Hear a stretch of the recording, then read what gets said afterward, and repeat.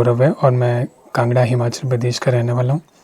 तो जैसा कि आपको पता है कि हिमाचल में अभी जो मामला चल रहा है वो डॉक्टर मरीज मामला, वो सभी को पता है कि क्या हुआ और क्या नहीं हुआ, जो अभी तक सोशल मीडिया पे दिख रहा है। अभी हालांकि इसका भी कोर्ट से कोई ऑर्डर आया नहीं है।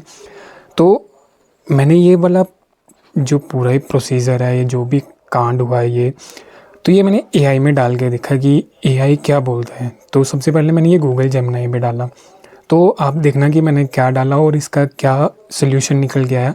अभी तक जितना हमें सोशल मीडिया के थ्रू पता चल रहा है कि क्या स्टोरी हुई है, अभी पूरी स्टोरी हमें भी नहीं पता है, पर जो सोशल मीडिया के थ्रू पता लग के आ रहा है कि ये चीज़ें हुई हैं।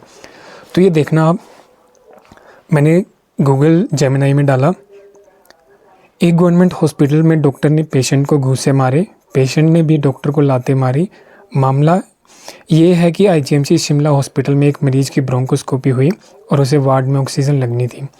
सीनियर रेजिडेंट डॉक्टर उसकी रिपोर्ट्स चेक कर रहे थे। तो इतने में डॉक्टर बोलते हैं, तू पहले भी ये यहाँ आया हुआ है, तू पहले भी यहाँ एडमिट था। ऐसे मरीज बोलता है कि आप तू करके बात ना करो, क्या आप भी अपने पेरेंट्स से तू करके बात करते हो। इतने में मामला गर्म हो जाता है और दोनों की लड़ाई हो जाती है। मरीज बेड पे लेटा होता है और वो डॉक्टर को लाते मारता है और डॉक्टर उसे घूंसे मारते हैं छाती पर। तो निष्पक्ष होके बताओ कौन सही है या कौन गलत। तो शायद आप सभी को भी इतना ही पता होगा जितना मुझे पता है या फिर जो सोशल मीडिया पे दिखाई दे रहा है।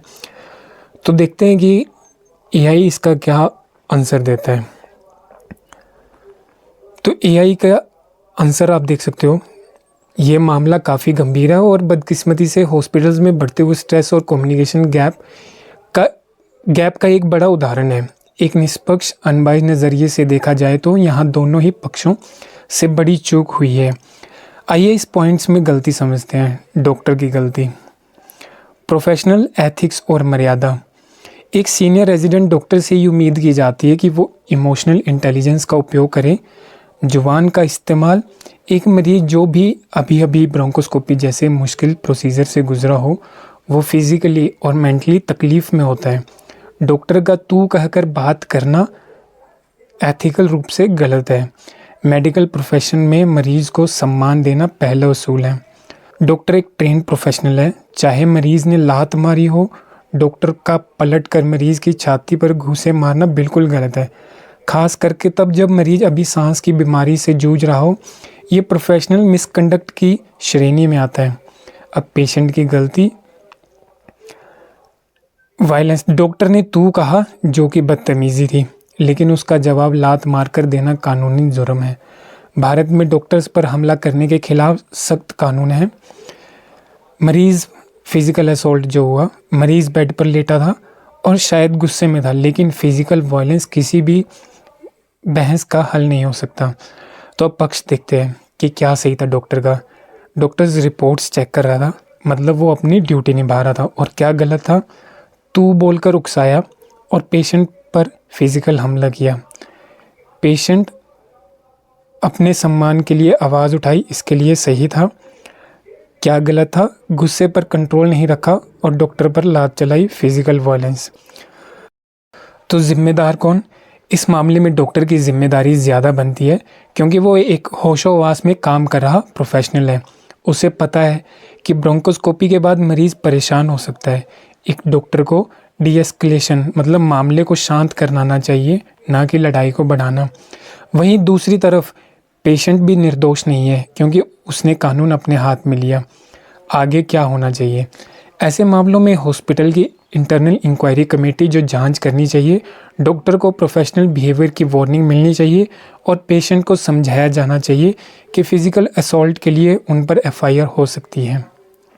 मैंने फिर इसमें एआई में डाला कि और निष्पक्ष हो के बताओ कि मरीज़ और डॉक्टर में क्या हो सकता था कि ये मामला ही ना होता। तो एआई का आंसर देखना, निष्पक्ष होके देखा जाए तो ये पूरा मामला कम्युनिकेशन ब्रेकडाउन का एक बुरा किस्सा है। अगर दोनों तरफ से थोड़ा सा संयम दिखाया जाता तो ये नौबत ही नहीं आती। यहाँ वो 3 मौके हैं जहाँ इस लड़ाई को रोका जा सकता था। डॉक्टर की तरफ से सॉफ्ट स्किल्स का इस्तेमाल। डॉक्टर एक एजुकेटेड प्रोफेशनल है, उन्हें ट्रेनिंग दी जाती है कि मरीज़ स्ट्रेस में हो सकता है। बेहतर शुरुआत, अगर डॉक्टर तू के बजाय आप कहकर बात करते या सीधे रिपोर्ट्स डिस्कस करते तो बात बिगड़ती ही नहीं। तू बोलने से मरीज को लगा कि उसका अपमान हो रहा है। गुस्से पर काबू। जब मरीज ने पेरेंट्स वाली बात कही तब डॉक्टर को समझ जाना चाहिए था कि ये बहस बढ़ रही है। वो वहाँ से हट सकते थे या किसी सीनियर या सिक्योरिटी को बुला सकते थे। पलट कर जवाब देना आग में घी डालने जैसा था। पेशेंट की तरफ से मरीज़ को बुरा लगा, ये बिल्कुल सही था, लेकिन उसका रिएक्शन गलत हो गया। शिकायत का रास्ता।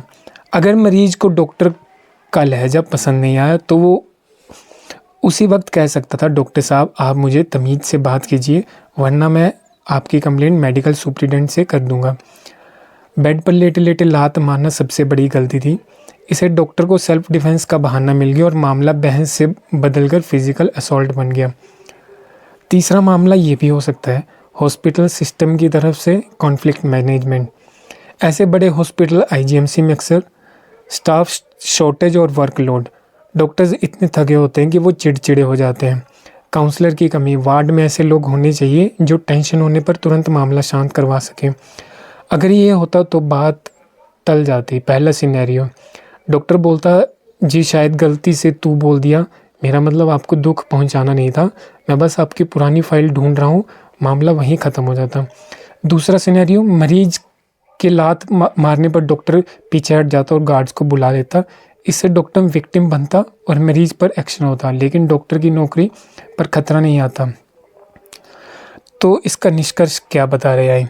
ये मामला ईगो की वजह से बिगड़ा। डॉक्टर ने अपनी प्रोफेशनल डिग्निटी भूल दी और मरीज ने कानून भूल दिया। दोनों ने एक पल के गुस्से में अपने और अपने परिवार का नुकसान कर दिया।